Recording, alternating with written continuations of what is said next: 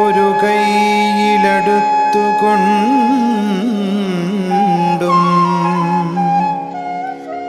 മറുകൈയിലുള്ള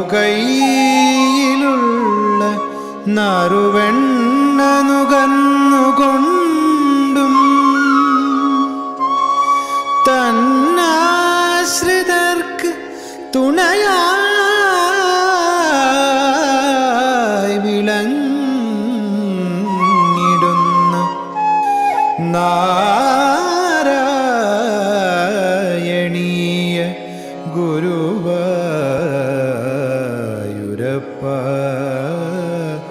നമോ നമസ്തേ.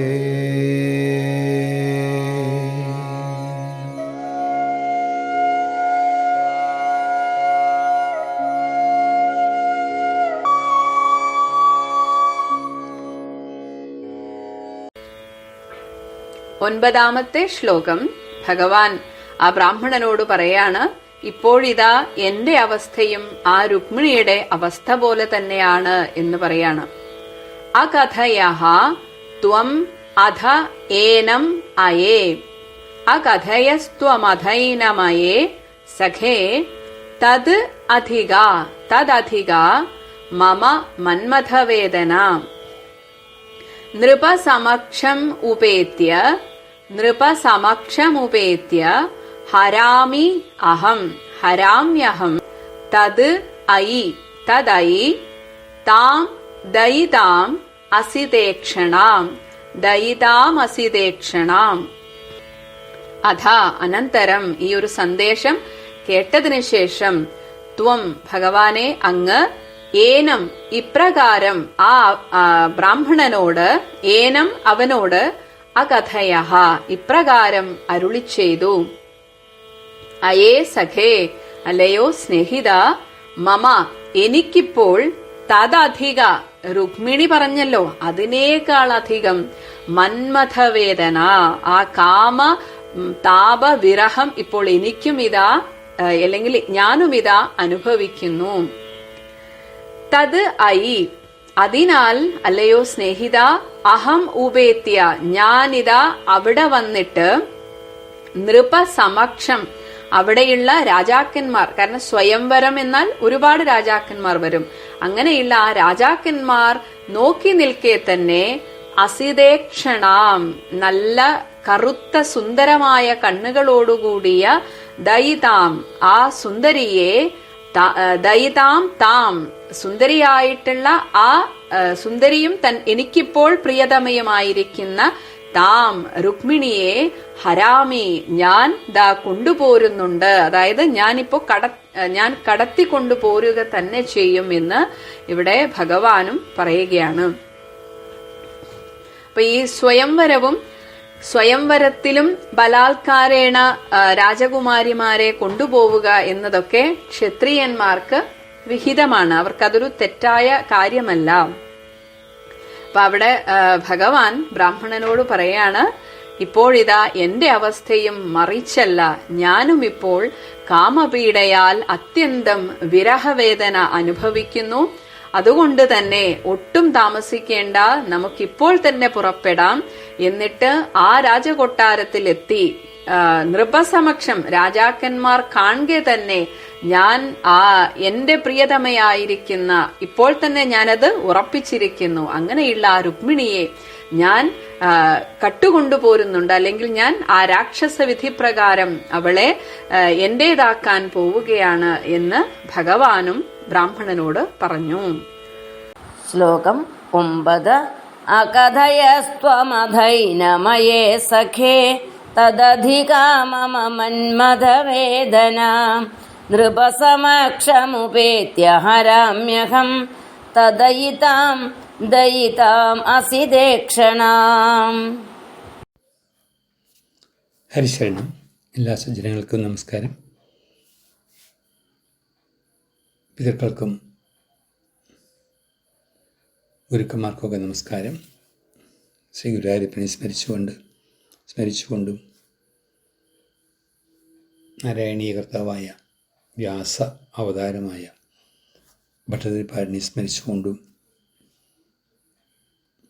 എല്ലാവരെയും നമസ്കരിക്കുന്നു.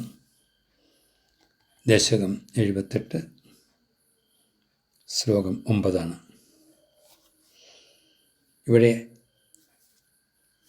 രുക്മിണീദേവിയുടെ പരിതാപാവസ്ഥ വളരെ തന്മയത്വത്തോടെ ഭഗവാന്റെ മുമ്പിൽ അവതരിപ്പിച്ചു ബ്രാഹ്മണൻ. അല്ലെങ്കിലും ഭഗവാൻ അറിയാം, സർവജ്ഞനാണല്ലോ.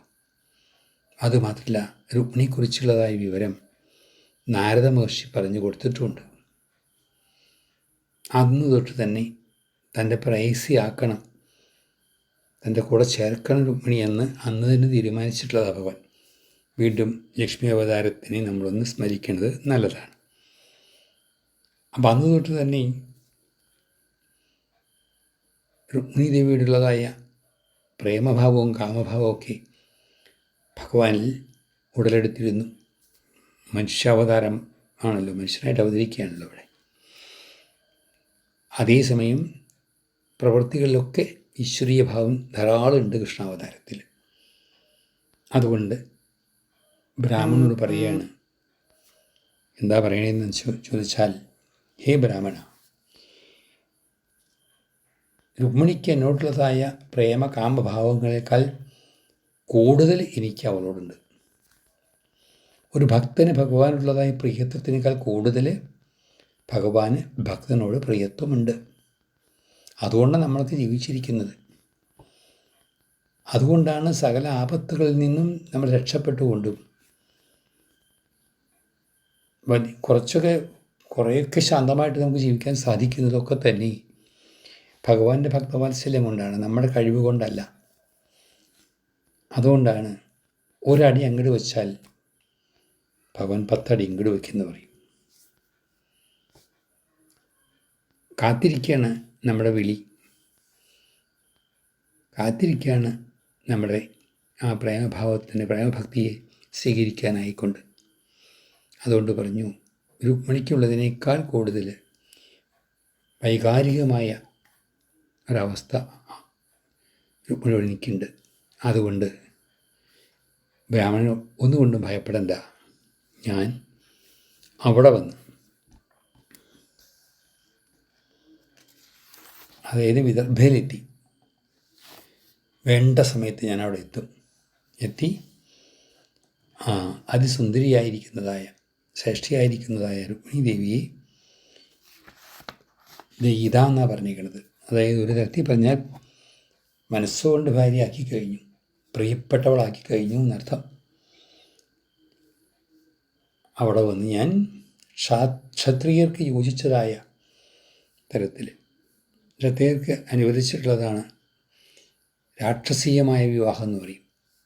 അതായത് വിവാഹമണ്ഡപത്തിൽ നിന്ന് പിടിച്ചു കൊണ്ടുപോവുക, അപഹരിച്ചു കൊണ്ടുപോവുക എന്നുള്ളത് അനുവദിച്ചിട്ടുള്ളതാണ് ക്ഷത്രിയന്മാർക്ക്, മറ്റുള്ളവരെയൊക്കെ തോൽപ്പിച്ചുകൊണ്ട്.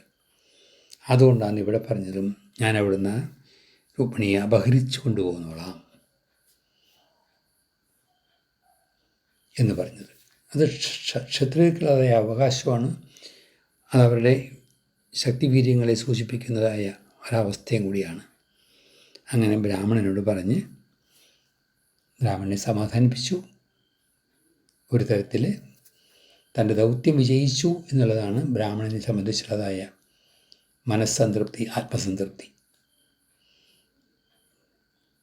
രുക്മിണി മുഖേന ഭഗവാനെ കാണാനും സാധിച്ചു, ഭഗവാന്റെ പൂജ സ്വീകരിക്കാൻ സാധിച്ചു, ഭഗവാനോട് നേരിട്ട് സംവദിക്കാൻ സാധിച്ചു. ഇതൊക്കെ നമ്മളും അർഹതപ്പെട്ടവർക്ക് വേണ്ട സേവയും സഹായമൊക്കെ ചെയ്യുമ്പോൾ നമുക്കും ഈശ്വരനോടുള്ളതായ ഒരടുപ്പം തന്നെത്താനെ ഉണ്ടാവും എന്ന് പറയും. അതാണ് ഇവിടെ സൂചിപ്പിക്കുന്നത്.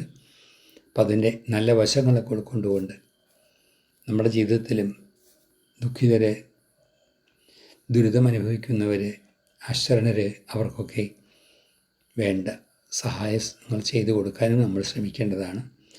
നാരായണ സേവ പോലെ ബ്രാഹ്മണനും പ്രതിഫലം നോക്കിയിട്ടല്ല ഈ ഒരു ദൗത്യം ഏറ്റെടുത്തത് എന്നുള്ളത് ഓർക്കണം. പക്ഷേ അദ്ദേഹത്തിന് ഭഗവാന്റെ സർവ്വ അനുഗ്രഹങ്ങളും കിട്ടുന്നുണ്ട്. ലക്ഷ്മി ദേവിയുടെ അനുഗ്രഹം കിട്ടാൻ പോകുന്നുണ്ട്. രുക്മിണി അനുഗ്രഹിക്കാൻ, രുക്മിണിയുടെ ഭാഗത്തുനിന്നും അനുഗ്രഹം കൊടുക്കുന്നുണ്ട്. ഇതൊക്കെ പുരാണങ്ങൾ പഠിക്കുമ്പോൾ സദ്ഗുണങ്ങളെ സ്വാംശീകരിക്കാനുള്ളതായ നിർദ്ദേശങ്ങൾ അതിലുണ്ടെന്ന് ഓർക്കുക. എല്ലാവർക്കും ഭഗവാൻ അനുഗ്രഹം ഉണ്ടാവട്ടെ. ഹരിശരണം.